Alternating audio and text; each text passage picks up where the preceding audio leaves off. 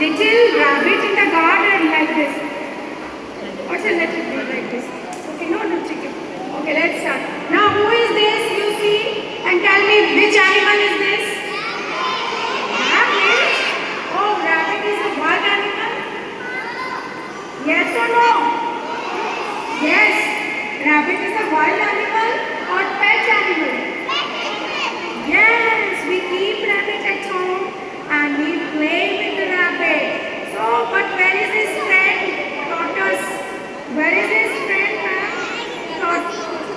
Tortoise is sleeping, I think. And rabbit wants one race. So, can you become a tortoise? One of you, please come here. Come here. Tortoise, come here. Here is a tortoise and she is going to bring a mask tomorrow. Come here. The rabbit and the tortoise. And what is the another name of the rabbit? Another name of the rabbit? We call it bunny and it starts with H.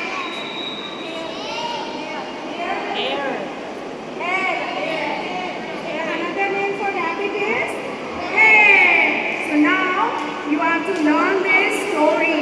And ma'am also doesn't know this story very well. So I'm going to read and you're going to repeat. Ready? The name of the story is, I want all the children to repeat after me loudly. The name of the story is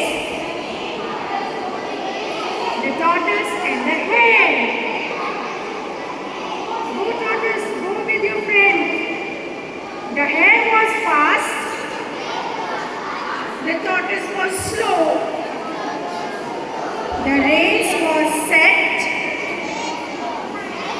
to see the show. I request all the teachers to do the good, lovely action on these lines so that they love to take more interest. Okay?